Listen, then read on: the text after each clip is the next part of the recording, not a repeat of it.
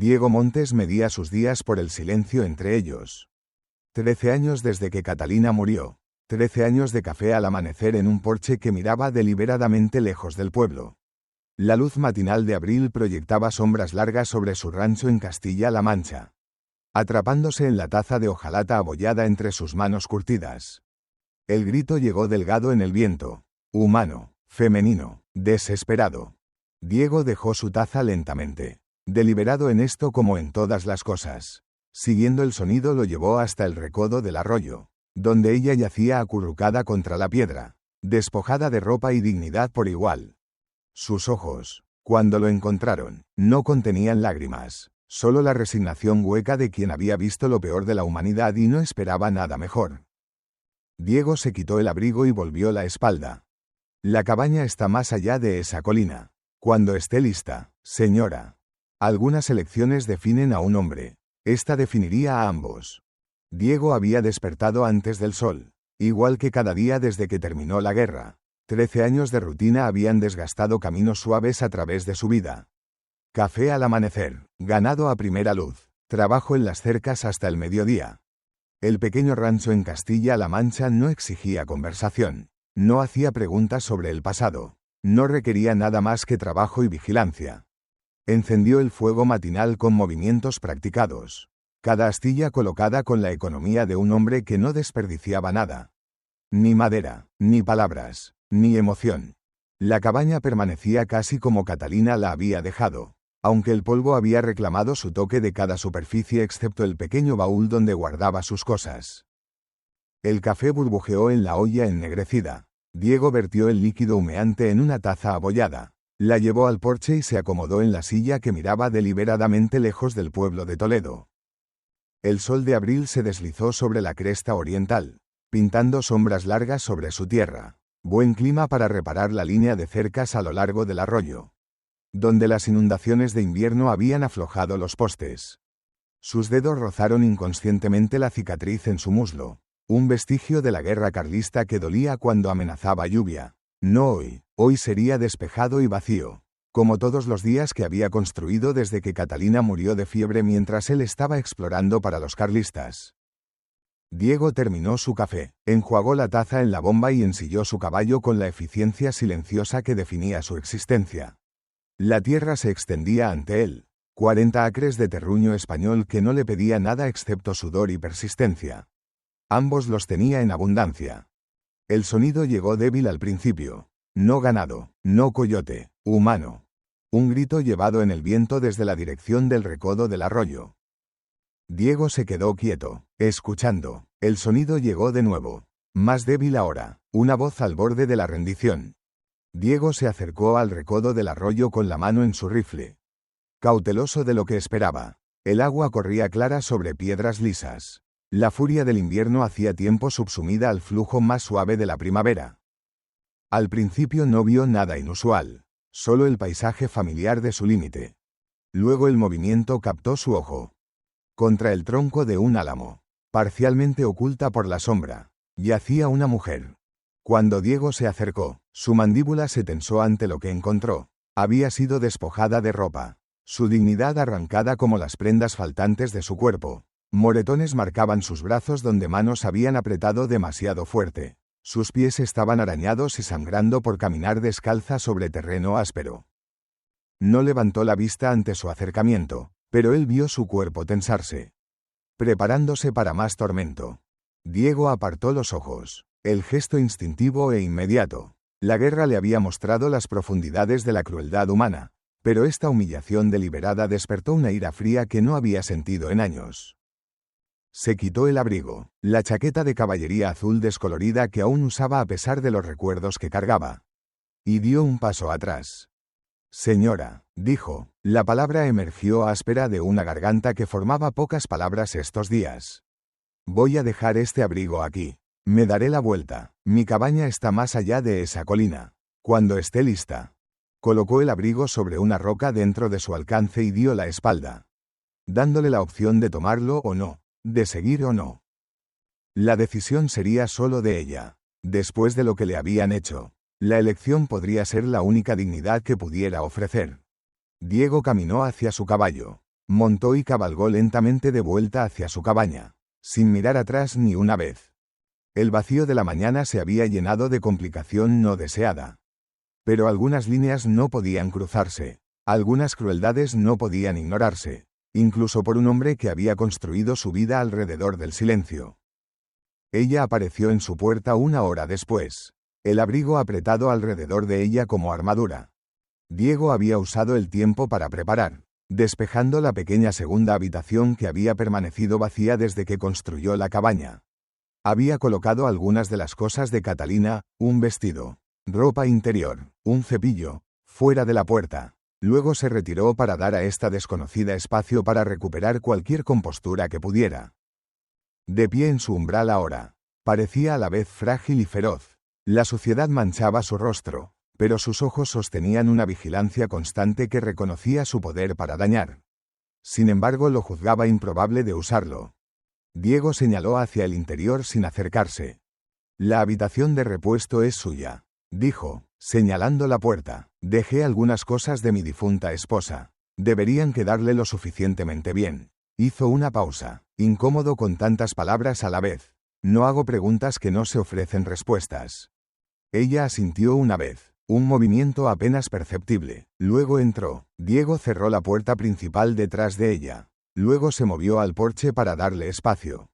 Oyó la apertura y cierre cuidadosos de la puerta del dormitorio. Luego silencio. Diego recuperó otra taza, la taza de Catalina, sin usar durante 13 años, y vertió café fresco. Lo puso sobre la mesa junto a un plato de pan de maíz y cerdo salado. Luego volvió al porche. La comida era hospitalidad simple, nada más, pero era todo lo que sabía ofrecer.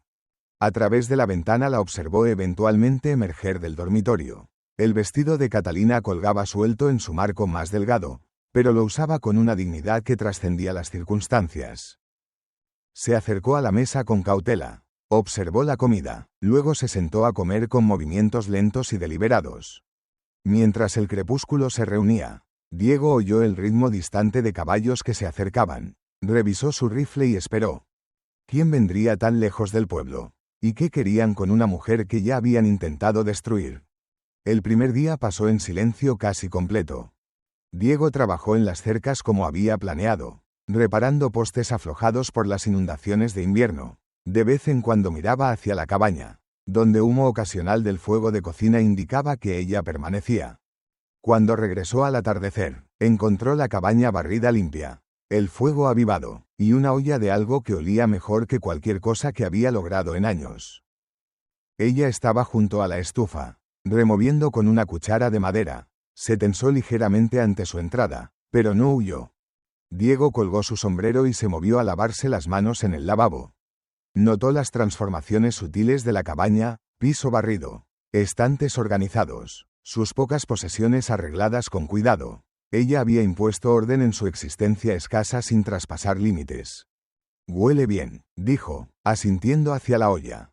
Estofado, no hay mucho con qué trabajar. Un toque de disculpa coloreó sus palabras. Más de lo que hubiera hecho con ello. Lo dijo como aprecio, aunque las palabras salieron ásperas. Comieron en silencio que gradualmente cambió de tenso a algo que se acercaba a lo cómodo. Diego la observó furtivamente, la forma cuidadosa en que se sostenía. Los movimientos deliberados que traicionaban tanto precaución como determinación. Sus manos eran de una mujer acostumbrada al trabajo, pero educada. Sus modales revelaban más de lo que probablemente pretendía. Cuando terminaron, ella recogió los platos sin que se lo pidieran, estableciendo su lugar no como huésped sino como contribuyente. Diego reconoció la comunicación silenciosa, su forma de pagar por el santuario. De mantener la dignidad. Puso su taza de café abajo y se movió a la ventana. Jinetes vienen, dijo, su voz sin cambios pero sus hombros cuadrándose. Mejor que se mantenga fuera de vista. 3 jinetes se detuvieron cortos de la cabaña. El mayor, de barba gris con ojos fríos como piedras de río, evaluó la propiedad con la mirada de un hombre ya contando lo que traería en subasta. Sus 2 hijos lo flanqueaban, espejos más jóvenes de sus rasgos duros. Sus caballos permanecían inquietos en el calor del mediodía, sintiendo la tensión. Diego esperó en el porche, rifle apoyado casualmente contra la pared detrás de él. Lo suficientemente cerca para alcanzar. Lo suficientemente lejos para sugerir que no buscaba problemas. El silencio se extendió entre ellos como una cuerda tirada tensa. ¿Es usted Diego Montes? Finalmente habló el mayor, su voz llevando el tono autoritario de un hombre acostumbrado a la deferencia. Lo soy. Diego permaneció quieto, sin ofrecer nada más. Soy Jacinto Medina. Estos son mis hijos, Rodrigo y Luis. Señaló a los hombres a su lado. Estamos buscando a mi nuera. El rastro lleva aquí. Diego los estudió, notando cómo las manos de los hijos descansaban cerca de sus pistoleras.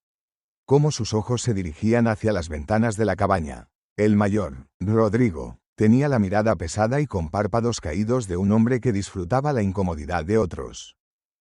Esta es propiedad privada, señor Medina. La boca de Jacinto se tensó bajo su barba. La ley dice que la familia tiene derechos para recuperar lo suyo. La ley dice que la tierra de un hombre es suya para decidir quién se queda y quién no. Diego cambió su peso ligeramente, manteniendo la apariencia de calma mientras se posicionaba entre los jinetes y la puerta de la cabaña. Jacinto desmontó, cruzando el límite invisible que Diego había establecido con provocación deliberada. Está albergando a una ladrona. Montes, la mujer robó propiedad familiar cuando huyó. Eso es un asunto criminal. Diego no dijo nada. Simplemente sostuvo la mirada del hombre con la paciencia constante de alguien que había esperado amenazas peores que bravuconería. La puerta de la cabaña se abrió. Todos los hombres se volvieron para ver a Elena de pie en el umbral. Envuelta en un vestido apropiado. Su rostro compuesto a pesar de la palidez de sus nudillos agarrando el marco de la puerta. Elena dio un paso al porche. Su rostro sin traicionar nada de la tormenta seguramente rugiendo dentro. Se paró por encima de ellos. La posición elevada otorgándole pequeña ventaja en la confrontación. El vestido que Beatriz había enviado le quedaba lo suficientemente bien. Modesto, apropiado, una declaración de dignidad reclamada. La postura de Jacinto cambió, adoptando un aire paternal que enmascaraba pobremente la amenaza subyacente. Elena, niña, es hora de volver a casa. Cualquier agravio que tengas, la familia lo resuelve en privado. Elena permaneció en silencio, su mirada inquebrantable sobre su suegro. El silencio se extendió, incómodo para los Medina, quienes se movían en sus monturas. Te estás avergonzando a ti misma y faltando el respeto a la memoria de Tomás. Continuó Jacinto, su voz endureciéndose mientras su silencio desafiaba su autoridad. Rodrigo se inclinó hacia adelante en su montura. Ven ahora, Elena, he preparado la habitación justo como te gusta. Su sonrisa sugería arreglos a los que nunca había consentido. Luis, el más joven, al menos tuvo la decencia de parecer incómodo, sus ojos fijos en la crin de su caballo en lugar de la mujer que habían abandonado medio desnuda junto al arroyo. Ella se queda si lo elige, dijo Diego, voz nivelada, eso es todo lo que hay. El rostro de Jacinto se oscureció con ira pobremente contenida. Este no es tu asunto, Montes, la mujer es adulta. Como su madre antes que ella. No se puede confiar en que tome decisiones sensatas. Me parece con mente clara, respondió Diego. Elena dio un paso adelante deliberadamente, moviéndose más cerca de Diego, una elección hecha visible para que todos la presenciaran. Aún no dijo nada, pero su posición habló volúmenes. La mano de Jacinto se apretó en la perilla de su montura. Esto no ha terminado, Montes, ni por mucho.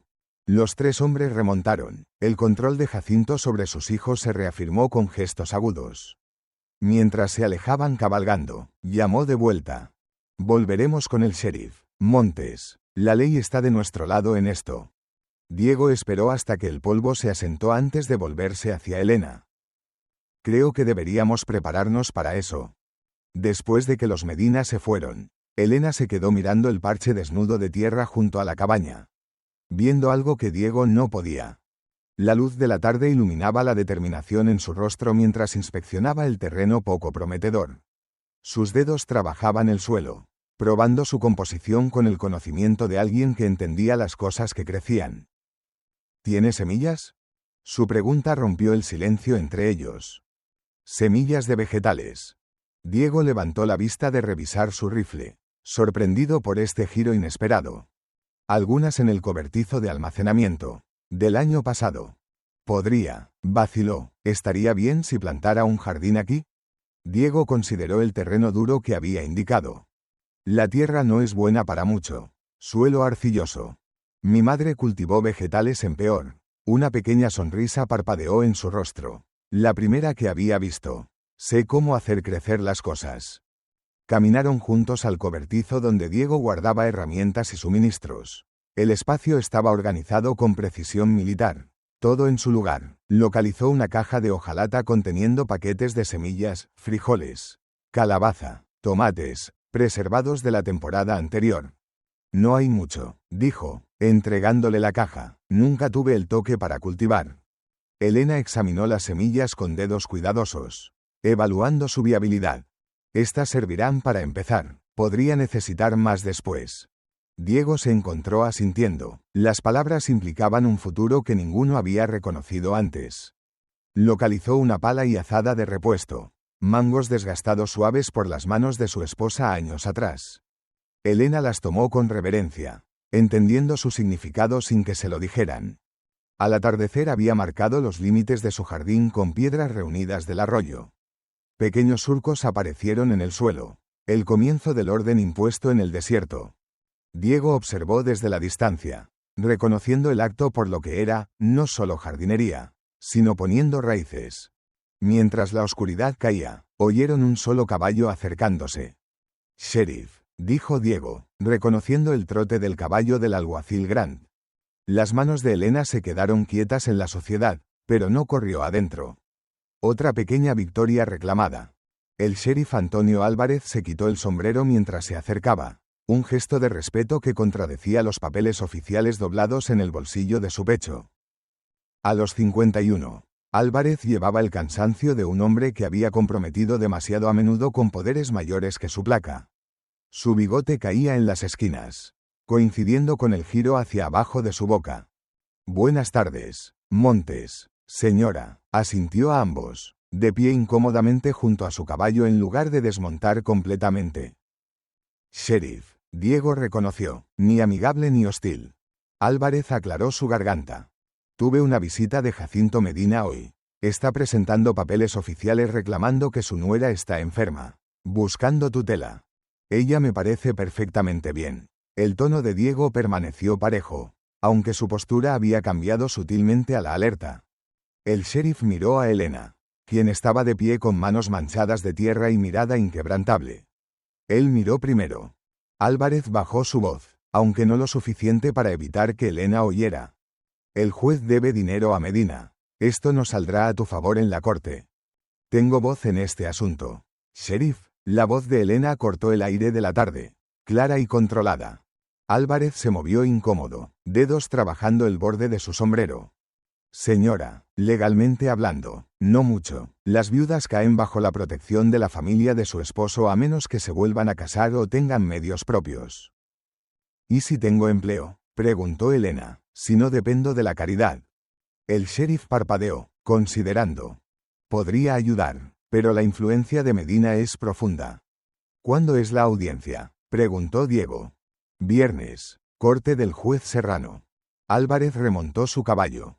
«Por lo que vale, lo siento por este asunto. Algunas cosas no están bien. Ley o no ley».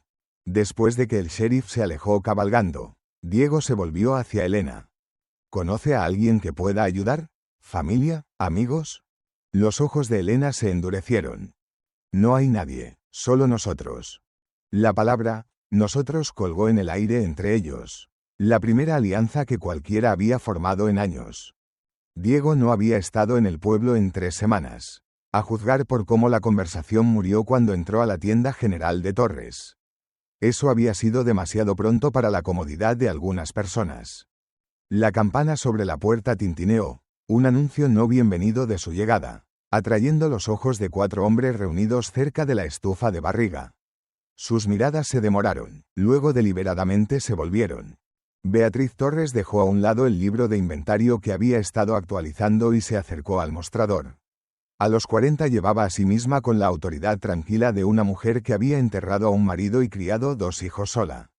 Su tienda era el alma del comercio por 20 millas. «Buenos días, Diego», su tono ni cálido ni frío. «Solo negocios». ¿Qué puedo conseguirte? Harina, café. Colocó una cesta de huevos sobre el mostrador. Y algo de tela, algodón liso. La ceja de Beatriz se levantó ligeramente ante el último artículo, pero asintió y comenzó a recolectar sus suministros. Los hombres junto a la estufa habían reanudado su conversación. Voces proyectadas justo lo suficientemente alto para que Diego oyera. La viuda Medina se escapó. Loca como su madre, dicen. El hablante era un hombre que poseía más ganado que centavos. Jerónimo afirma que robó herencias familiares. Recompensa para quien la encuentre. Diego mantuvo su rostro impasible mientras contaba monedas para su compra. Beatriz se inclinó hacia adelante. Voz bajando.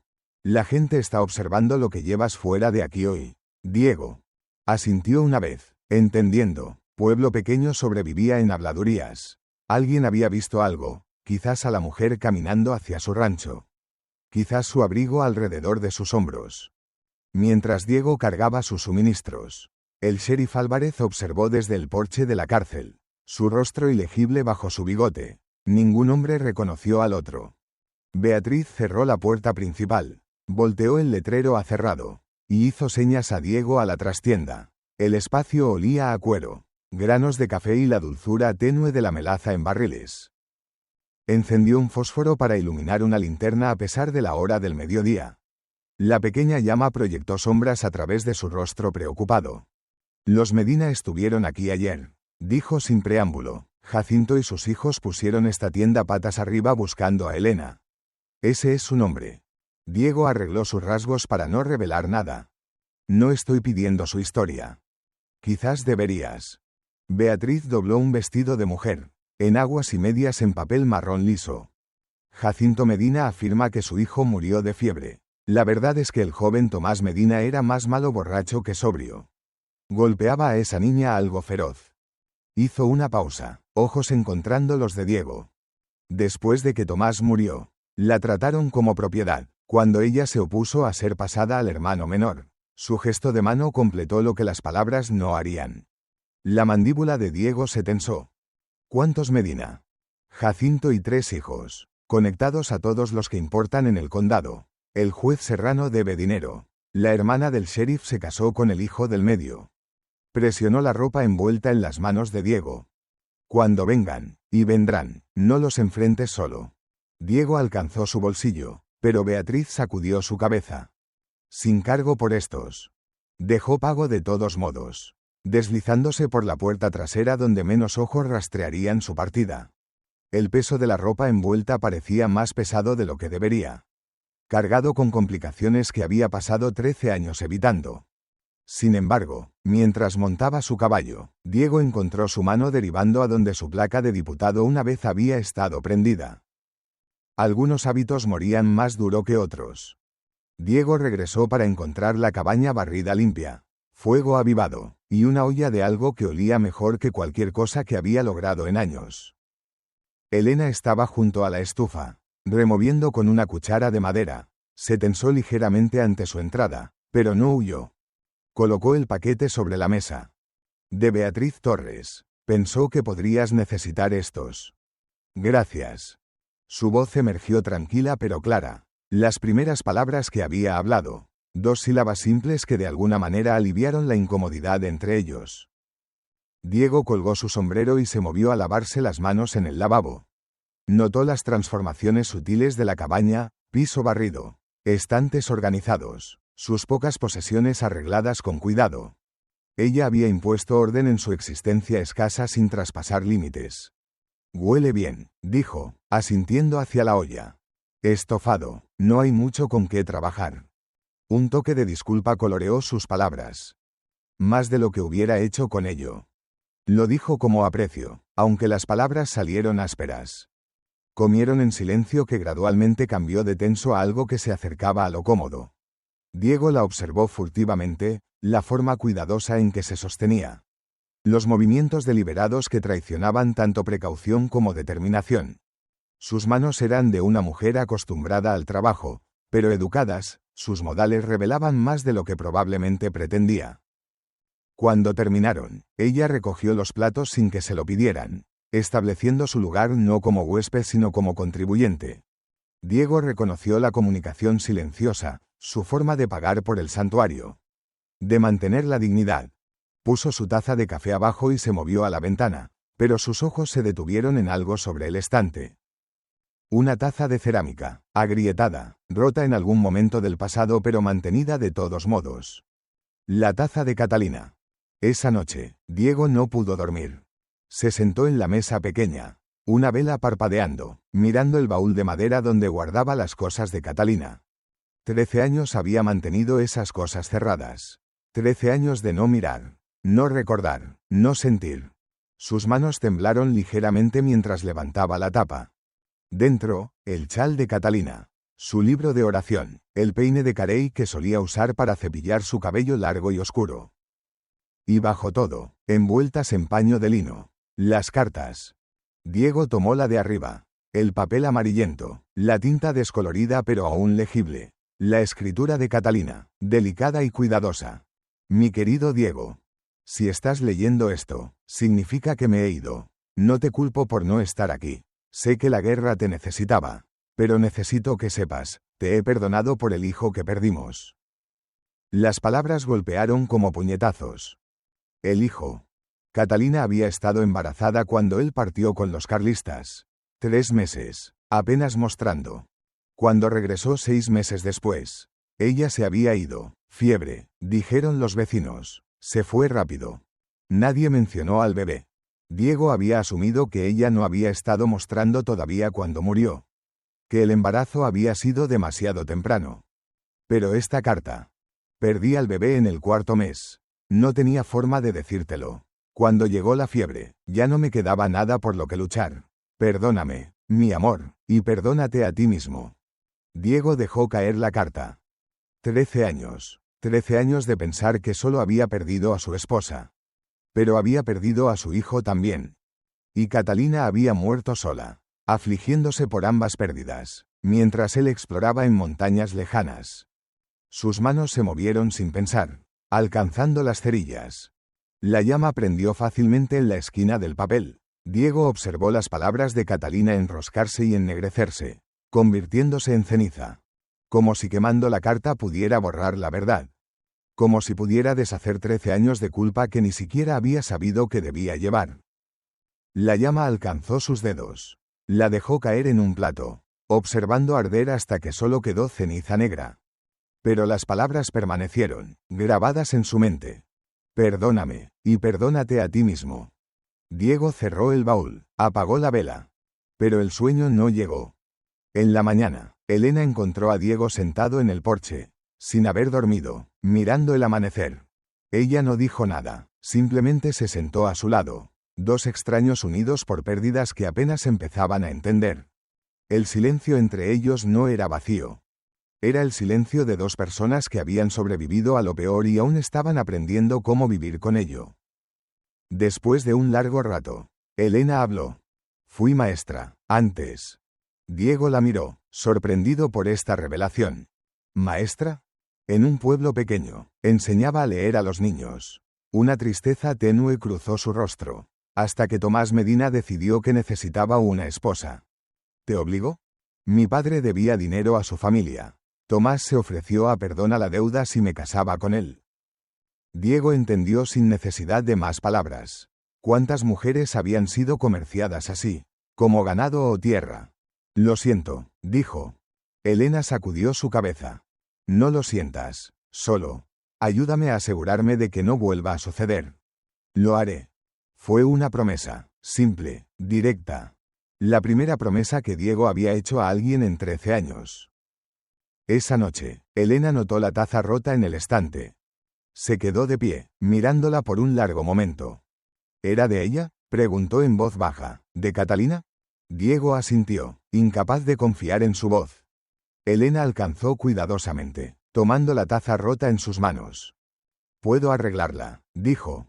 ¿Por qué? Las palabras de Diego salieron más ásperas de lo que pretendía. Las cosas rotas nunca vuelven a ser lo mismo. Elena lo miró, sus ojos sosteniendo los suyos. No, dijo suavemente, pero a veces se vuelven más fuertes. Colocó la taza de vuelta en el estante. No lo arregló, no todavía. Pero la promesa estaba allí, suspendida entre ellos como todas las otras cosas no dichas. Algún día, arreglarían las cosas rotas. Algún día, aprenderían que las grietas no hacían algo menos valioso. Solo diferente. Solo más fuerte en los lugares donde se había roto. La noche llegó espesa y sin luna. Diego se despertó con el sonido, no un ruido fuerte, sino el silencio equivocado, el silencio de alguien intentando no ser escuchado. Su mano encontró el rifle antes de que sus ojos se abrieran completamente. Se movió a la ventana, mirando hacia la oscuridad. Al principio nada, luego, movimiento, una figura solitaria a caballo, acercándose lentamente. No el grupo que había esperado, solo uno. Diego verificó que Elena estuviera segura en su habitación. Luego salió al porche, rifle sostenido bajo pero listo. El jinete se detuvo a 20 metros de distancia, manos levantadas para mostrar que estaban vacías. Señor Montes, llamó una voz joven, temblorosa, no dispare, vengo solo, desarmado. Diego reconoció la voz incluso antes de que la figura desmontara. El hijo menor de los Medina, el que había estado ausente cuando los otros vinieron.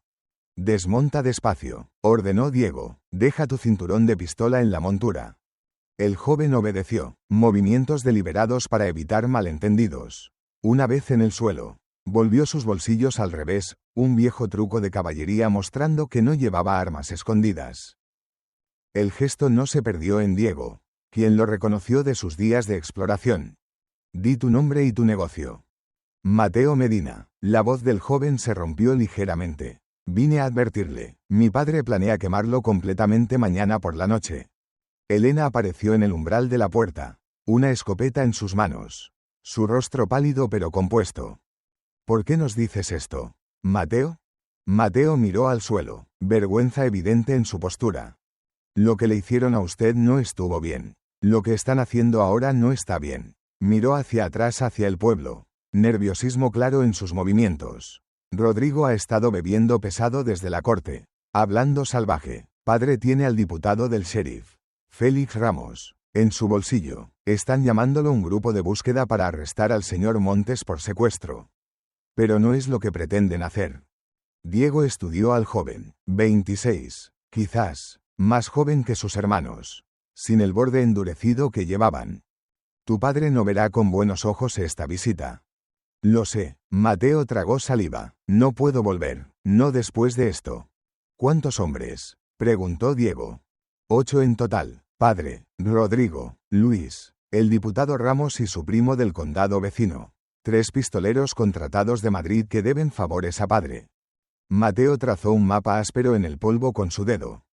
Vendrán de 3 direcciones después de medianoche. Planean incendiar primero los edificios exteriores. Conducirlo hacia el arroyo donde estarán esperando. Diego escuchó impasiblemente, pero su mente ya estaba calculando ángulos, posiciones, vulnerabilidades. El rancho era indefendible con solo 3 personas. Incluso si Mateo podía confiarse con un arma. Necesitamos cabalgar al pueblo esta noche, dijo Diego, volviéndose hacia Elena. Despertar al cura si es necesario. Es hora de reunir cualquier aliado que podamos encontrar. El pueblo no es seguro para la señora Medina, advirtió Mateo. Padre tiene hombres vigilando la tienda de Torres y la pensión. No vamos allá, respondió Diego. La iglesia, el Padre Santo se mantiene a sí mismo, pero no se inclina ante Jacinto Medina ni nadie más. Elena asintió en acuerdo. Miguel Santos no tiene amor por los Medina. Tomás una vez interrumpió su sermón borracho y beligerante. El padre nunca olvidó la falta de respeto. Diego comenzó a reunir lo que necesitarían. Los papeles de asociación, el contrato de empleo, el poco dinero que había ahorrado. Mateo, ¿vienes con nosotros o te quedas aquí? El rostro del joven mostró conflicto. No puedo volver con padre. No puedo cabalgar con ustedes al pueblo tampoco. Sería reconocido. El refugio de línea al norte, ofreció Diego. No es mucho, pero es refugio. Esperaré allí, decidió Mateo. Quizás pueda advertirles si se mueven temprano. El plan se estableció mientras preparaban para cabalgar. Mientras montaban sus caballos, Diego notó a Elena echando un último vistazo al jardín que había comenzado. Brotes verdes diminutos apenas rompiendo el suelo. La vista endureció su resolución. Esto ya no se trataba solo de supervivencia. Se trataba del derecho a construir algo nuevo de tierra rota. La iglesia se alzaba en el borde oeste del pueblo. Sus paredes encaladas fantasmales a la luz de la luna. No ardían lámparas dentro, pero Diego sabía que el padre a menudo trabajaba tarde, escribiendo sermones o atendiendo cuentas de la iglesia.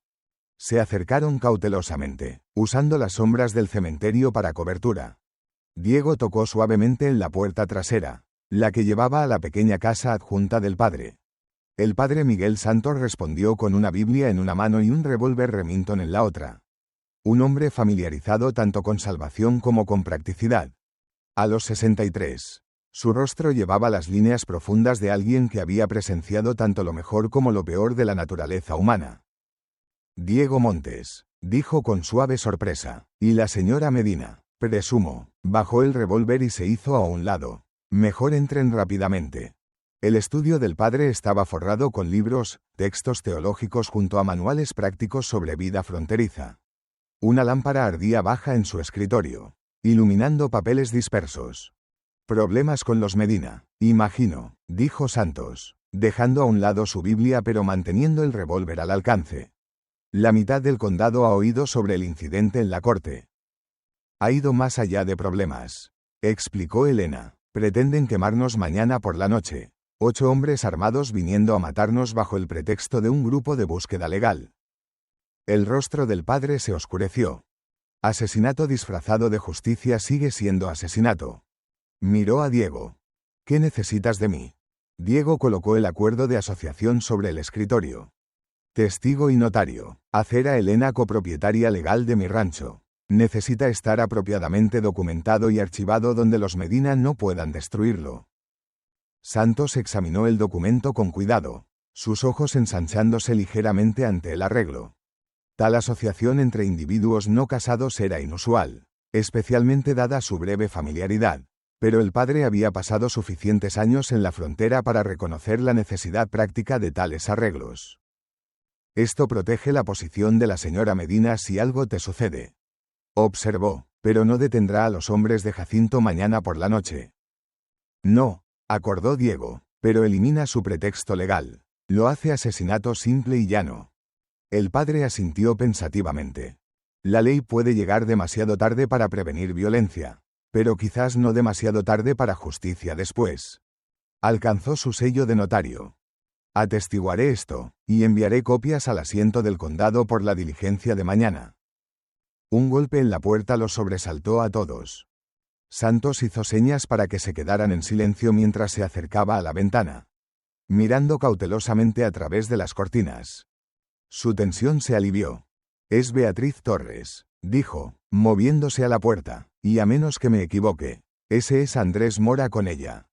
La pequeña habitación se llenó mientras Beatriz y Andrés se unieron.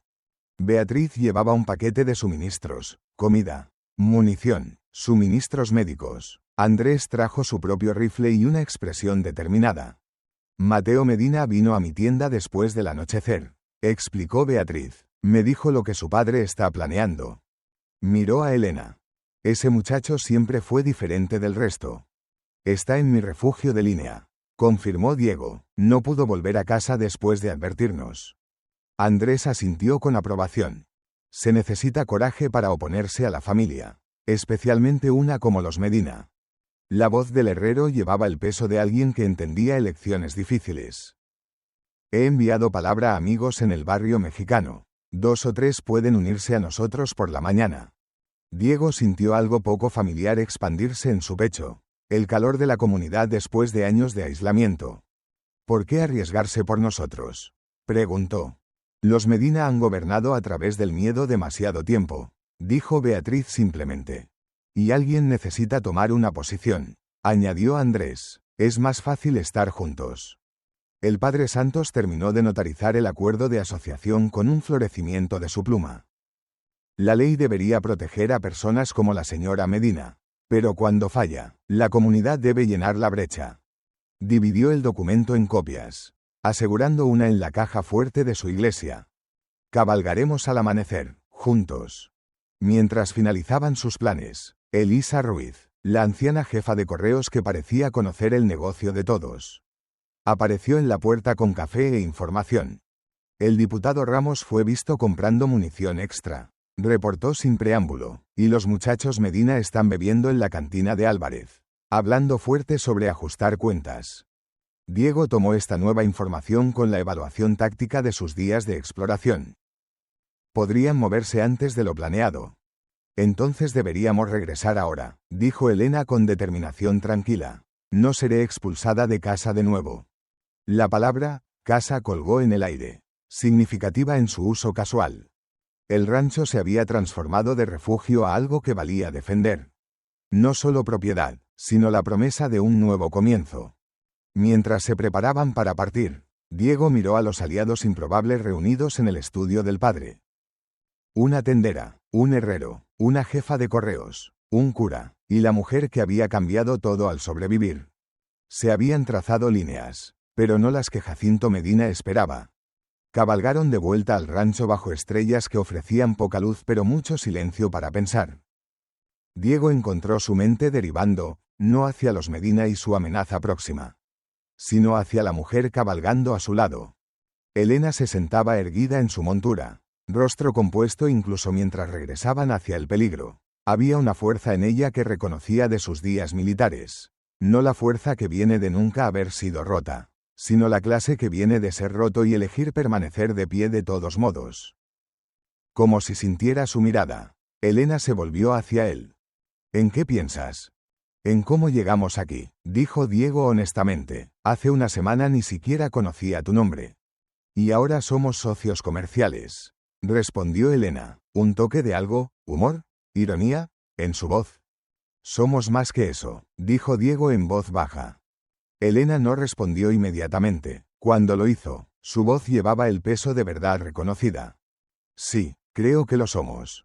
El rancho estaba tranquilo cuando regresaron, su silueta oscura contra el cielo preludio al amanecer. Mateo había cumplido su palabra, esperando en el refugio de línea norte. Ninguna señal de los Medina todavía.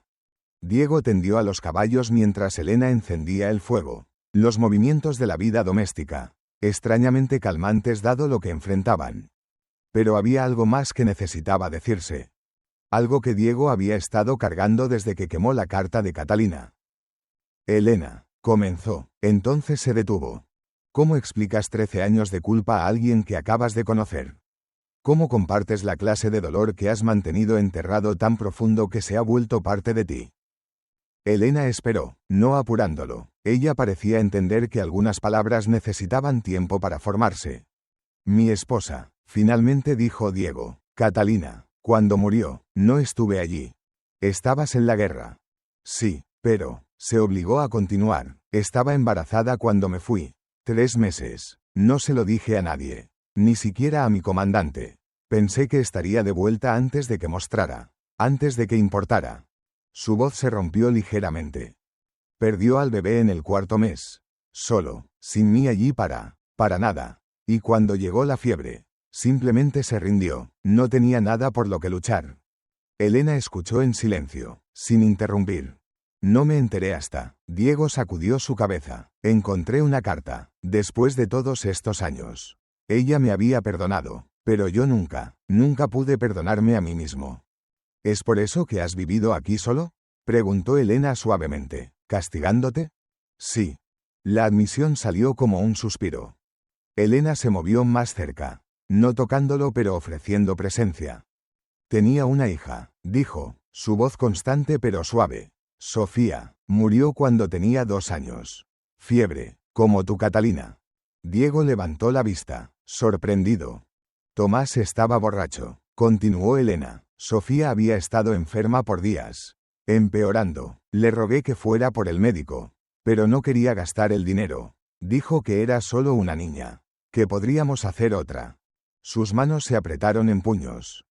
Murió en mis brazos, mi bebé, y Tomás ni siquiera estuvo en la habitación. Estaba abajo, bebiendo. El silencio que siguió fue diferente de todos los silencios que habían compartido antes. Este estaba lleno, no de incomodidad o evitación, sino de reconocimiento compartido. Ambos habían perdido hijos, ambos habían perdido cónyuges, Ambos llevaban culpa que nunca desaparecería completamente. Pero quizás, juntos, no tenía que destruirlos. Lo siento, dijo Diego finalmente. Yo también. Elena se limpió los ojos. Aunque ninguna lágrima había caído todavía. Después de que Sofía murió, parte de mí murió también. La parte que creía que las cosas podrían mejorar, que podría estar a salvo. ¿Y ahora?, preguntó Diego. Elena encontró sus ojos. Ahora, no estoy segura. Pero por primera vez en mucho tiempo. Quiero descubrirlo. Diego se movió hacia el estante donde la taza rota de Catalina todavía estaba. La tomó, sosteniendo los fragmentos cuidadosamente. Dijiste que podías arreglar esto. Sí. ¿Cómo? Elena tomó las piezas de sus manos, examinándolas a la luz del amanecer que se filtraba por la ventana. Hay una resina, hecha de savia de árbol y otras cosas. Se seca fuerte, las grietas permanecerán visibles, pero la taza sostendrá. Muéstrame, dijo Diego. Trabajaron en silencio mientras el sol salía completamente. Elena había mezclado la resina, savia de pino mezclada con ceniza de madera y algo más que Diego no reconoció. Olía acre pero no desagradable. Colocó las piezas de la taza sobre la mesa, arreglándolas cuidadosamente para ver cómo encajaban. Diego observó, fascinado a pesar de sí mismo. Había algo casi sagrado en la forma en que ella manejaba los fragmentos. Como si fueran preciosos no a pesar de estar rotos, sino debido a ello. Esto tomará tiempo, dijo Elena. Cada pieza necesita establecerse antes de que podamos agregar la siguiente. Tenemos tiempo. No lo tenían, realmente. Los Medina vendrían esta noche. Pero por este momento, aquí en la luz suave de la mañana, se permitieron pretender que el mundo era solo esta mesa, estas manos, esta taza rota volviéndose entera de nuevo. Elena aplicó resina al borde de un fragmento, presionándolo contra otro, sostuvo los pedazos juntos, contando bajo su aliento. 1, 2, 3. Cuando dejó ir, las piezas se mantuvieron. Diego sintió algo moverse en su pecho, algo que no había sentido en 13 años. Esperanza. Tomó horas. El sol se movió a través del cielo mientras trabajaban, olvidando todo excepto la tarea en mano. Diego comenzó a ayudar, sosteniendo piezas mientras Elena aplicaba la resina. Sus dedos se rozaban ocasionalmente, enviando pequeñas chispas de algo a través de él. No era atracción, no exactamente, era algo más profundo, más complicado. Reconocimiento, quizás. El reconocimiento de otra alma que había sido rota y estaba aprendiendo a existir con las grietas. Las grietas no desaparecen, dijo Elena en voz baja mientras trabajaban, pero podemos elegir qué hacer con ellas. Podemos dejar que nos definan, o podemos dejar que nos fortalezcan. Diego pensó en la carta de Catalina, las palabras que había quemado pero no podía olvidar. Perdóname, y perdónate a ti mismo. Quizás, solo quizás, eso era lo que esto era. No olvidar, no reemplazar, sino permitirse existir en el presente en lugar de estar atrapado permanentemente en el pasado. Cuando terminaron, el sol estaba bajo en el cielo. La taza estaba completa de nuevo, no perfecta, con líneas oscuras marcando donde las piezas se habían unido de nuevo. Pero entera, funcional. Más fuerte en los lugares rotos. Elena vertió café en la taza, probándola cuidadosamente. No goteó. Sonrió, verdadera alegría iluminando su rostro por primera vez desde que Diego la había encontrado. Funciona. Le pasó la taza. Diego la tomó, el peso familiar pero diferente de alguna manera. Bebió, el café sabía a esperanza y mañanas nuevas y segundas oportunidades. Gracias, dijo. Elena entendió que no estaba solo agradeciendo por la taza. De nada. Esa noche, se sentaron juntos en el porche, pasándose la taza reparada de ida y vuelta. El jardín de Elena había crecido en los días desde que la plantó. Brotes verdes empujando a través de tierra que había sido estéril por tanto tiempo. Mañana, dijo Diego en voz baja. Mañana, acordó Elena. Los Medina vendrían, la violencia vendría. Pero ya no estaban solos enfrentándola. Y si la taza rota podía volver a ser entera, entonces quizás ellos también podían. El amanecer trajo compañía. Beatriz llegó primero, conduciendo un carro cargado con suministros. Andrés cabalgaba al lado, su rifle equilibrado en su montura. Luego vino el Padre Santos, su Biblia en un bolsillo de montura y su Remington en el otro. Elisa Ruiz llegó con un caballo jadeante, trayendo noticias del pueblo. Y finalmente, dos hombres que Diego no conocía, amigos de Andrés del barrio mexicano. Viniendo porque se les pidió y porque entendían lo que significaba oponerse a hombres como los Medina. 8 contra 8. Pero no era sobre números. Era sobre testigos, sobre comunidad, sobre negarse a permitir que el mal sucediera en silencio. Andrés extendió papeles sobre la mesa de Diego. El acuerdo de asociación está bien, dijo, pero hay un problema. ¿Qué clase de problema?, preguntó Diego. Legal, técnico. Andrés señaló la redacción. Esto protege a Elena si algo te sucede. Pero en corte, Jacinto argumentará que fue coaccionada, que no fue una elección libre. ¿Qué necesitamos? Más tiempo, más documentación, idealmente, testigos de que Elena ha estado viviendo y trabajando aquí libremente, que eligió quedarse. Los tenemos, dijo Beatriz, todos nosotros. Hemos visto cómo la trataste. Diego, con respeto, dándole opción. ¿Será suficiente?, preguntó Elena. Andrés vaciló. Debería serlo, pero el juez Serrano debe dinero a Jacinto. No va a querer ir contra él. Entonces lo hacemos público, dijo el Padre Santos. Si Serrano gobierna contra Elena, nos aseguramos de que todos en el condado sepan por qué. Presión pública puede hacer lo que la ley no puede. Pasaron el día preparándose. No para batalla, aunque había rifles revisados y munición contada, pero más para testimonio, para garantizar que lo que sucediera sería visto, recordado, registrado. Elisa comenzó a escribir todo en su letra cuidadosa. Nombres, fechas, eventos, creando un registro que no podría ser negado o destruido. Beatriz cocinó, asegurándose de que todos estuvieran alimentados. Comida como acto de resistencia, de normalidad frente al caos próximo. Andrés y el Padre Santos hablaron de ley y moralidad, encontrando tierra común entre códigos legales y mandamientos divinos. Y Diego y Elena trabajaron en su jardín, plantando las últimas semillas, como si el acto mismo de poner cosas en la tierra fuera una declaración de intención de quedarse, de construir, de crecer. Mientras el sol comenzaba a ponerse, Mateo cabalgó desde el refugio de línea. Vienen, reportó, vi polvo en el camino este. 8 jinetes.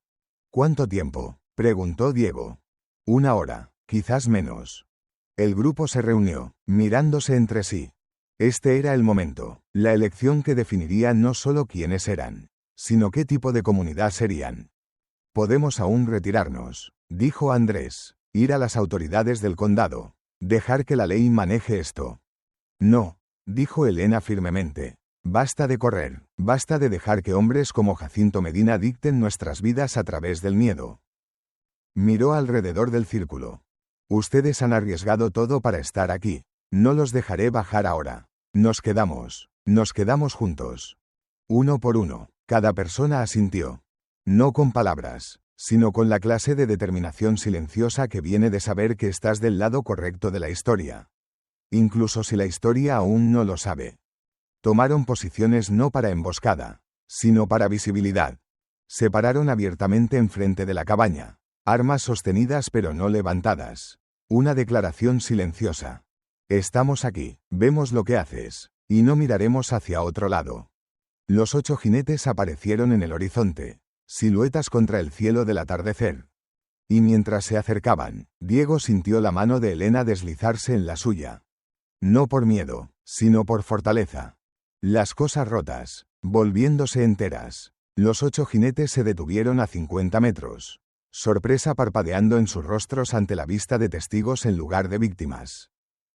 Jacinto Medina desmontó primero, su postura rígida con ira apenas contenida. Rodrigo y Luis permanecieron montados, manos descansando cerca de sus armas.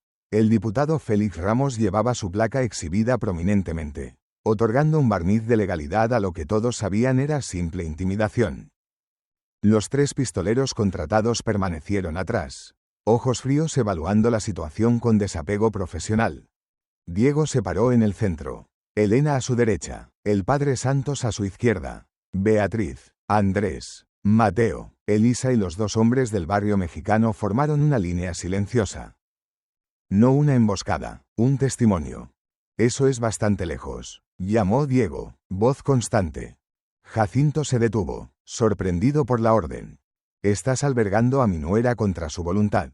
Montes, el diputado Ramos tiene papeles para su regreso y tu arresto. El diputado Ramos cambió incómodo en su montura. La presencia del padre Santos complicaba lo que debería haber sido una simple operación de intimidación disfrazada de cumplimiento de la ley. La señora Medina está aquí por elección, respondió Diego uniformemente, y no está sola. Los ojos de Jacinto se estrecharon mientras inspeccionaba a los testigos reunidos. Su mirada se detuvo en Mateo, su hijo menor ahora de pie al lado de Diego. Muchacho, ¿qué estás haciendo? La voz de Jacinto se rompió ligeramente, la primera grieta en su armadura de certeza.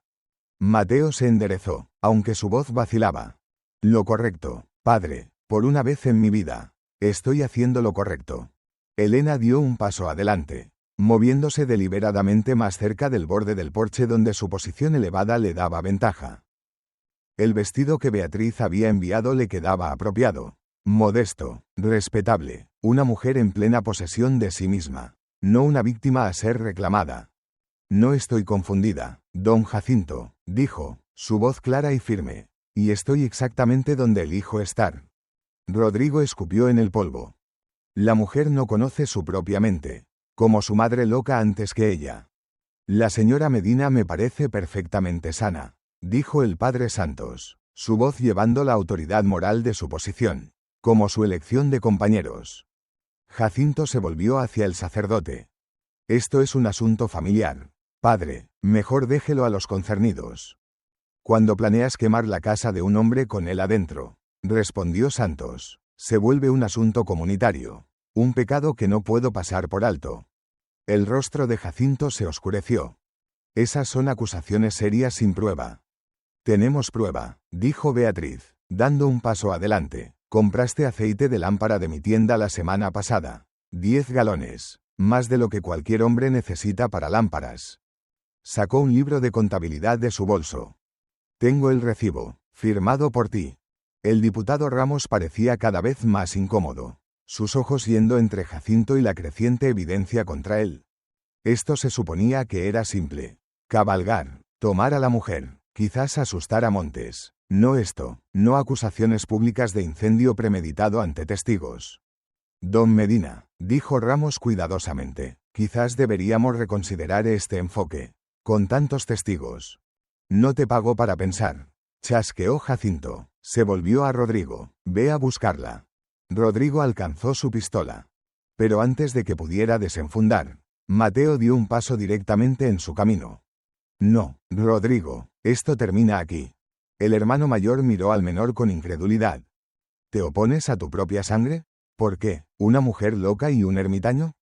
Por lo que es correcto, respondió Mateo, voz más fuerte ahora, por una vez, por hacer lo que es correcto en lugar de lo que padre ordena.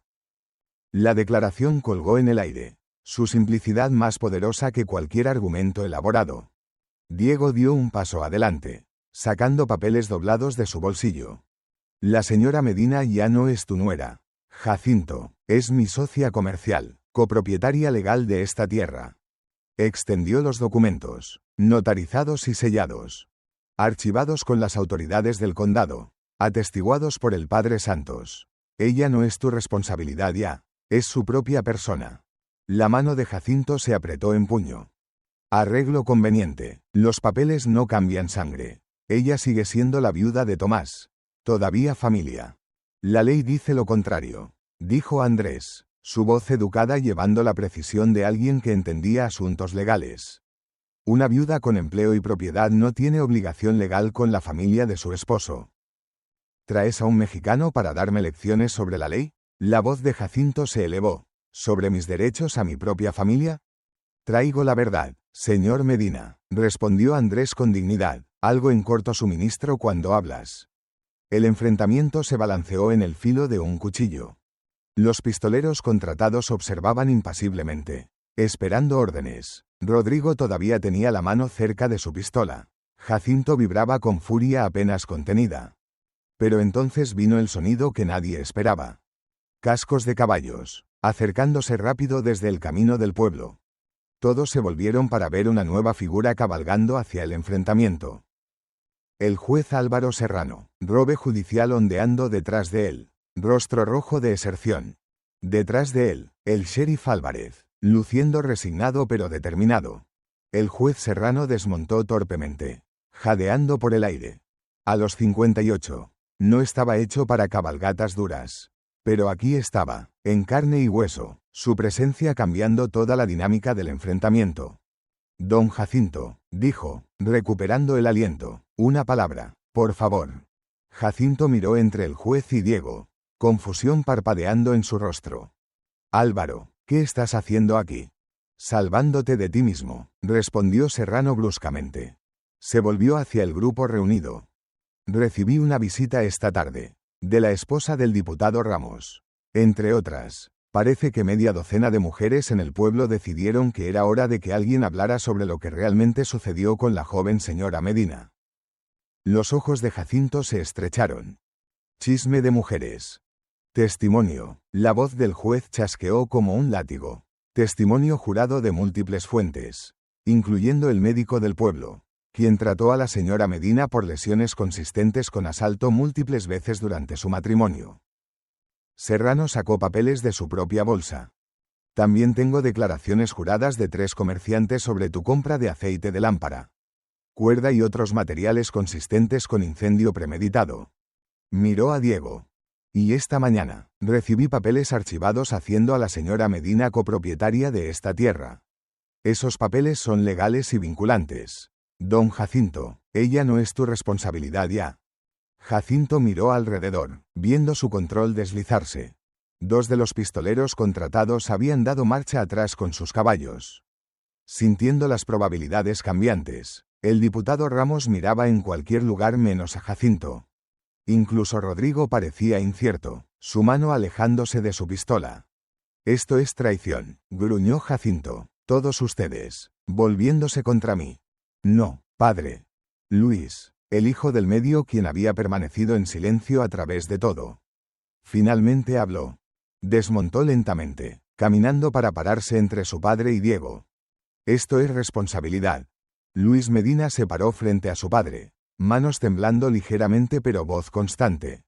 He estado en silencio demasiado tiempo, dijo, observando mientras tú y Rodrigo trataban a la gente como propiedad, observando mientras la ley se doblaba a tu voluntad porque tienes dinero y conexiones. Luis, la voz de Jacinto llevaba advertencia. Cuidado con lo que dices siguiente. ¿O qué, padre? ¿Me dejarás medio desnudo junto a un arroyo también? El silencio que siguió fue absoluto. Luis se volvió hacia el juez. Sé quién compró el aceite de lámpara. Estuve allí, y sé quién contrató a los pistoleros. Mi padre, señaló a los 3 hombres todavía sentados en sus caballos. Tienen recibos. Puedo testificar sobre cada transacción. ¿Por qué? Preguntó Jacinto, voz rota. ¿Por qué traicionarías a tu propia familia? Porque tengo una hija, respondió Luis en voz baja. Una niña pequeña que está creciendo observándome. Y estoy cansado de que vea a su padre vivir con miedo de ti. Estoy cansado de enseñarle que el poder hace el bien. Miró a Elena. Lo siento, por todo, por no detenerlos cuando te abandonaron, por no hablar antes. Elena asintió, aceptando la disculpa con gracia. Gracias. El juez Serrano sacó más papeles. Tengo aquí una orden de arresto, dijo, para don Jacinto Medina, bajo cargos de asalto, conspiración para cometer incendio premeditado, y conspiración para cometer asesinato. Señaló a Rodrigo.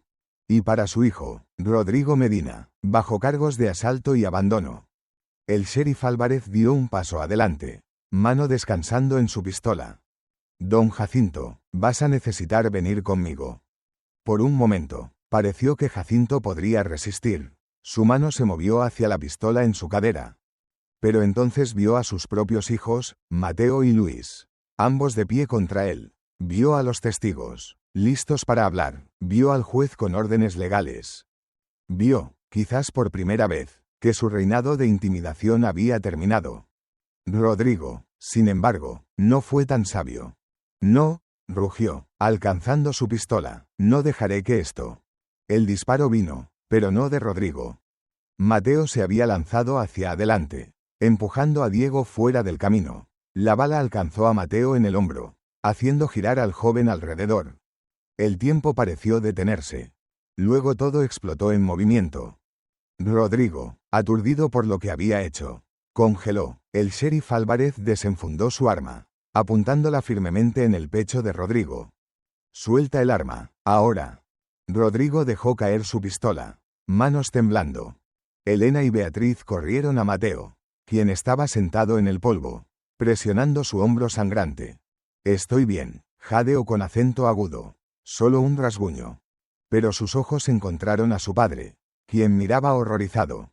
¿Ves, padre?, dijo Mateo en voz baja. Esto es a lo que nos has llevado. Hermano disparando, hijos traicionando, todo porque nunca pudiste dejar ir tu control. El doctor Ramírez llegó del pueblo una hora después, llamado por uno de los amigos de Andrés. Atendió el hombro de Mateo con manos competentes, sacando la bala y vendando la herida. Tuviste suerte, dijo el doctor, 1 pulgada a la izquierda y habría golpeado la arteria. Mateo sonrió débilmente. Suerte parece ser algo que estoy encontrando últimamente. Jacinto y Rodrigo habían sido llevados. Grilletes en sus muñecas. El sheriff Álvarez los escoltó personalmente de vuelta al pueblo, donde celdas esperaban. Los pistoleros contratados habían partido calladamente, sin ganas de ser conectados con un intento de asesinato fallido. Luis permaneció atrás, ayudando a limpiar. Sus manos temblaban mientras trabajaba. La realidad de lo que había hecho, testificar contra su propio padre, finalmente golpeando. Elena se sentó a su lado en el porche. Hiciste lo correcto, dijo suavemente. Entonces, ¿por qué se siente tan terrible? Porque era tu padre, porque el amor no desaparece solo porque alguien ha hecho cosas malas. Elena puso su mano sobre la de él, pero a veces, hacer lo correcto significa oponerse a las personas que amamos. Luis asintió, ojos rojos.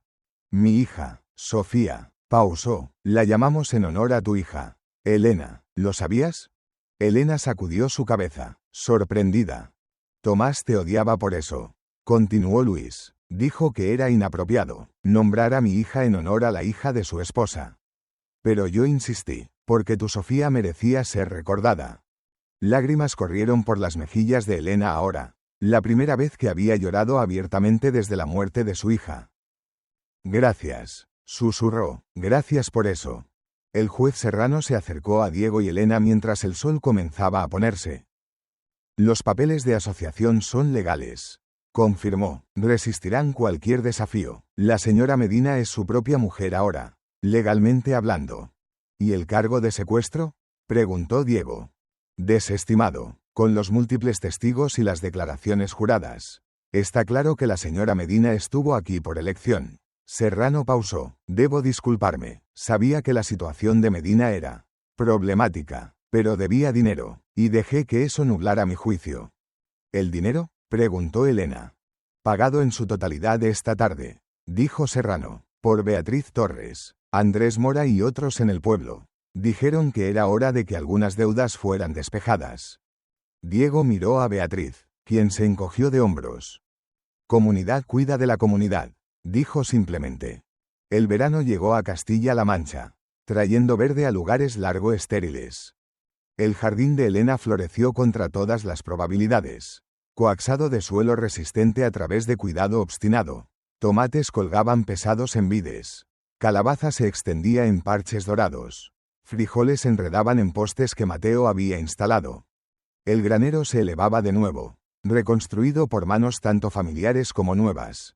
Vecinos habían aparecido con madera y clavos como por casualidad, trabajando en silencio junto a Diego y Mateo. Mateo se había quedado, convirtiéndose en trabajador del rancho. Su hombro había sanado bien, dejando solo una cicatriz que tocaba ocasionalmente como recordatorio de la noche que eligió la conciencia sobre la familia. Luis visitaba regularmente, trayendo a su hija Sofía, una niña brillante de 6 años que seguía a Elena por todas partes.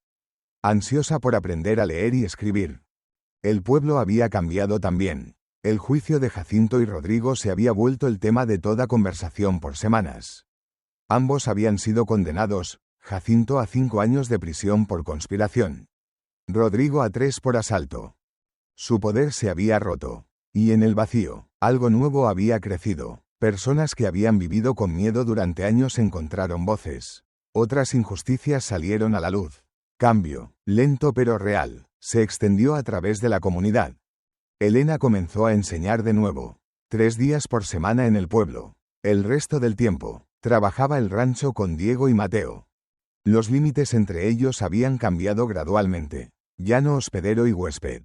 No exactamente socios, aunque ese era el término legal. Algo más, algo que ninguno había puesto completamente en palabras todavía. Una noche, mientras trabajaban juntos en el jardín, Diego finalmente lo intentó. Catalina habría amado esto, dijo, señalando las filas ordenadas de vegetales. Elena miró hacia arriba, manos sucias de tierra. Lo sé. No estoy tratando de reemplazarla.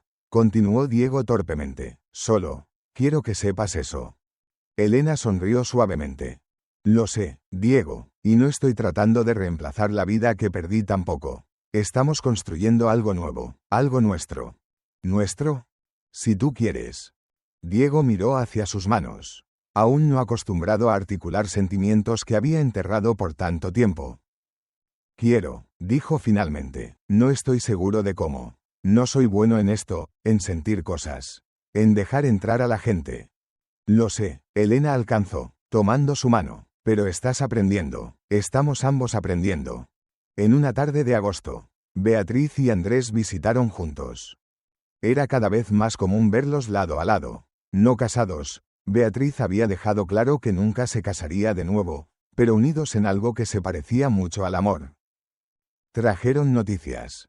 El maestro del pueblo está dejando, dijo Beatriz. El consejo del pueblo está buscando un reemplazo. Miró a Elena significativamente. Mencioné que conocía a alguien. Una mujer educada, experimentada con niños, que podría querer el puesto a tiempo completo. Elena intercambió una mirada con Diego. El rancho, comenzó. Está a solo 3 millas del pueblo. Interrumpió Andrés. Podrías enseñar y aún venir a casa la mayoría de las noches. Si mi socia comercial está de acuerdo, añadió Diego. Elena lo estudió, buscando cualquier señal de renuencia.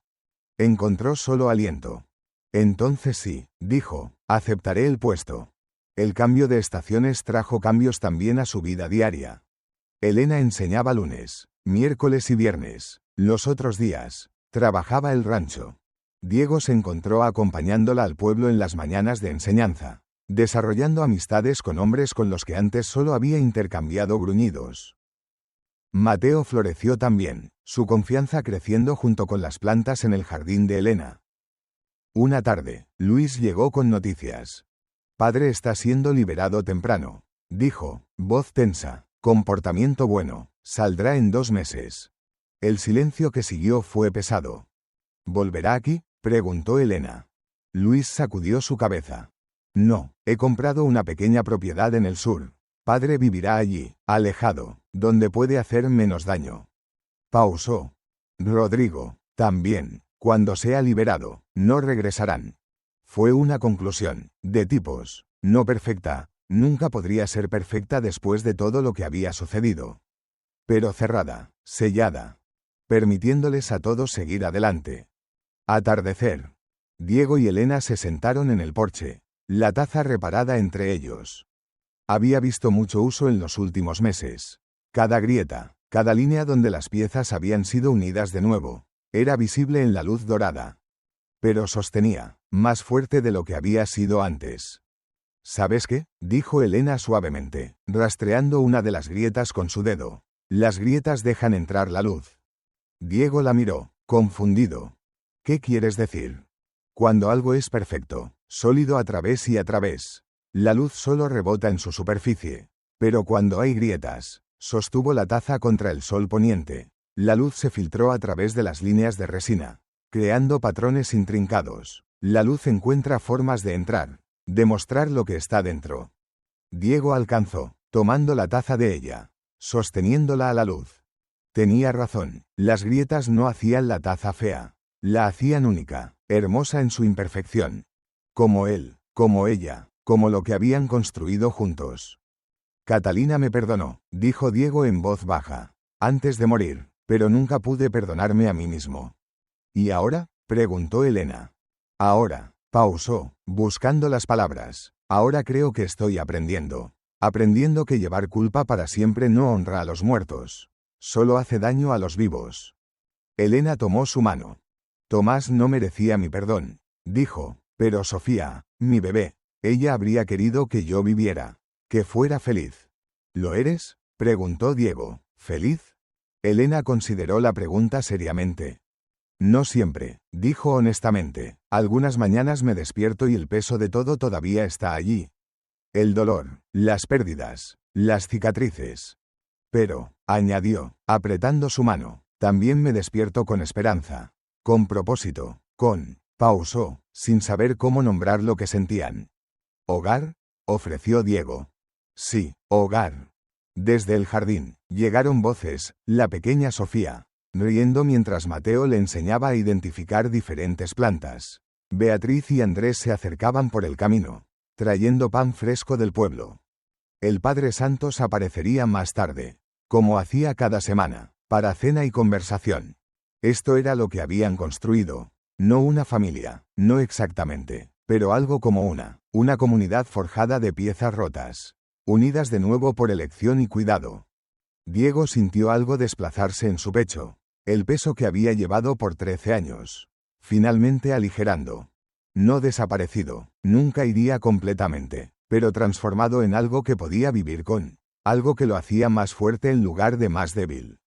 Elena descansó su cabeza en su hombro, un gesto de confianza que habría sido imposible meses atrás. ¿Sabes qué veo cuando miro las grietas ahora?, dijo suavemente. ¿Qué? Prueba de que sobrevivimos, que algo puede romperse completamente y aún volver a ser hermoso. Diego besó la parte superior de su cabeza, un gesto espontáneo que sorprendió a ambos. Sí, acordó, podemos. El sol se puso completamente, pintando el cielo en tonos de oro y rosa. En el jardín, las plantas que Elena había coaxado de tierra estéril se mecían en la brisa nocturna. Tomates, calabaza, frijoles, todos floreciendo a pesar de las probabilidades.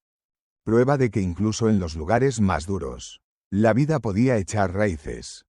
La pequeña Sofía corrió hacia el porche, rostro enrojecido por la excitación. Maestra Elena, jadeo con acento agudo. Mateo dice que puedo plantar mis propias semillas mañana. ¿Es verdad? ¿Puedo? Elena sonrió, el tipo de sonrisa que iluminaba su rostro completo. Por supuesto que puedes, cariño, te mostraré exactamente cómo. La niña lanzó sus brazos alrededor de Elena, luego corrió de vuelta a Mateo, gritando la buena noticia. Diego observó el intercambio, algo cálido extendiéndose en su pecho. Catalina habría amado esto, dijo de nuevo, pero esta vez, las palabras no llevaban dolor, solo reconocimiento, gratitud por lo que había tenido, incluso mientras aceptaba lo que tenía ahora. Lo sé, respondió Elena, y Sofía, mi Sofía, habría amado ver crecer su jardín. Se sentaron en silencio por un momento, honrando a los muertos mientras vivían plenamente en el presente. Entonces Elena preguntó en voz baja, ¿alguna vez te preguntaste por qué sobrevivimos, cuando tantos otros no lo hicieron? Diego consideró la pregunta. Solía pensar que era castigo, admitió, vivir cuando Catalina murió, cuando nuestro bebé murió, como si el universo quisiera que sufriera. ¿Y ahora? Ahora pienso, quizás no es sobre por qué sobrevivimos, es sobre qué hacemos con la supervivencia. Elena asintió lentamente. Construimos, dijo, plantamos, crecemos, no para reemplazar lo que perdimos, sino para honrarlo. Beatriz y Andrés llegaron, cargados con canastas de comida. Pensamos en cenar juntos esta noche, anunció Beatriz, todos nosotros. Todos, resultó ser bastante una multitud. Luis y su esposa, Mateo, el Padre Santos, Elisa Ruiz, los dos hombres del barrio mexicano que habían estado ese día cuando todo cambió. Se reunieron alrededor de una mesa larga que Diego y Mateo habían construido específicamente para tales ocasiones. Comida llenaba cada superficie, pan, estofado, vegetales del jardín de Elena, vino que Andrés había traído. No era elegante, Pero era abundante, lleno de risa y conversación y el tipo de calidez que viene de verdadero compañerismo. A mitad de la comida, el Padre Santo se puso de pie, levantando su copa. Un brindis, anunció, a las cosas rotas que se vuelven enteras, a la comunidad que se mantiene unida, y a dos personas que nos enseñaron que nunca es demasiado tarde para comenzar de nuevo. Copas chocaron, voces se elevaron en acuerdo. Diego encontró los ojos de Elena a través de la mesa, y en ese momento, algo pasó entre ellos, no palabras, pero algo más profundo. Una promesa, un compromiso, un futuro. Epílogo. Un año después. El jardín se había expandido, extendiéndose en secciones cuidadosamente planeadas. Elena había añadido hierbas, flores, incluso algunos árboles frutales jóvenes que tomarían años en dar fruto. Pero plantar para el futuro. Había aprendido, era un acto de fe, de esperanza. La escuela del pueblo prosperaba bajo su enseñanza. Los niños leían con confianza ahora, sus voces elevándose en recitación cada mañana. Mateo había encontrado su llamado también, no solo como trabajador del rancho, sino como mentor a jóvenes en el pueblo que necesitaban dirección. Diego lo observaba con orgullo, viendo al joven convertirse en el hombre que estaba destinado a ser. Luis había traído a Jacinto a visitarlos una vez. Bajo estricta supervisión, el viejo hombre había envejecido años en prisión, su antiguo fuego reducido a brasas. Se había disculpado, débilmente, imperfectamente, pero fue algo. Elena lo había aceptado con gracia, luego sugerido gentilmente que futuras visitas no eran necesarias. Algunos perdones eran posibles, otros no, y eso estaba bien. Diego se encontró riendo más, hablando más, viviendo más. Los años de silencio no se habían borrado, algunas cosas estaban demasiado arraigadas para desaparecer completamente. Pero habían cambiado, transformado en algo más parecido a paz que a aislamiento. Una tarde, mientras trabajaban lado a lado en el jardín, Elena se detuvo repentinamente. «Hay algo que quiero preguntarte», dijo. Diego miró hacia arriba, manos sucias de tierra. «¿Qué?» Elena vaciló, luego se encontró con sus ojos directamente. «Somos socios, en el rancho, en la vida, realmente, pero nunca hemos hablado sobre qué significa eso, qué podría convertirse». Diego entendió lo que estaba preguntando sin que tuviera que deletrearlo. «No me volveré a casar», dijo honestamente. «No puedo, Catalina». «Lo sé», interrumpió Elena, «no estoy pidiendo matrimonio, estoy pidiendo claridad sobre lo que somos el uno para el otro». Diego puso abajo sus herramientas, realmente considerando la pregunta. «Eres la primera persona en 13 años con quien puedo imaginar un futuro», dijo lentamente. «No la misma clase de futuro que tuve con Catalina. Algo diferente, pero igual de real». «¿Me amas?», preguntó Elena directamente. Diego pausó. Amor era una palabra grande, una palabra complicada. «No de la forma que amé a Catalina», dijo honestamente. «Eso fue, joven, apasionado, sin sombras». Alcanzó, tomando sus manos. «Esto es diferente, es amar con cicatrices, amar conociendo exactamente cuán frágiles son las cosas, amar de todos modos». Elena sonrió, lágrimas brillando en sus ojos. «Eso es suficiente», dijo, «eso es más que suficiente». Se besaron allí, en el jardín, rodeados por cosas que crecían.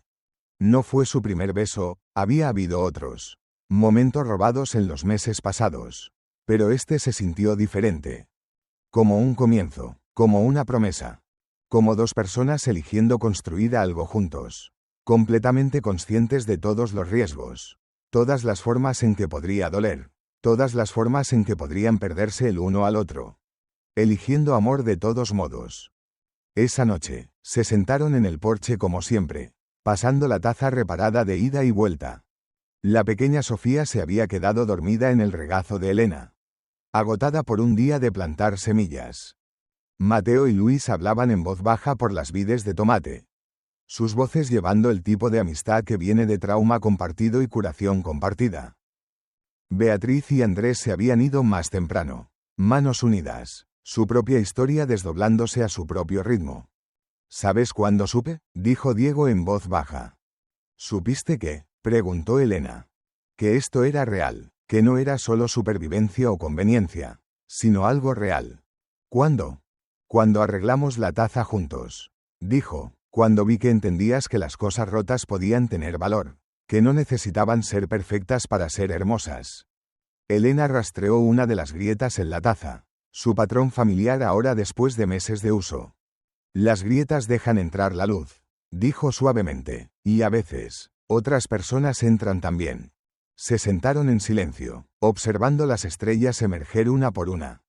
El jardín se extendía ante ellos, lleno de vida que habían plantado juntos.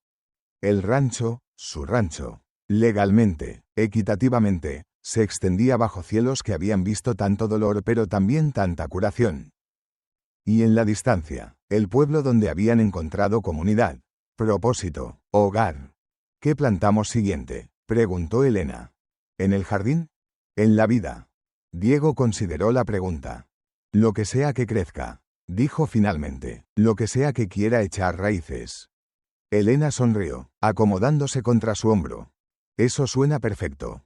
Y en el resplandor tenue del crepúsculo, rodeados por todo lo que habían construido de sus piezas rotas, encontraron algo que ninguno había creído posible. Paz. No la ausencia de dolor, sino la presencia de esperanza. No olvido, sino perdón.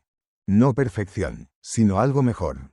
La fuerza que viene de ser roto y elegir sanar. Juntos.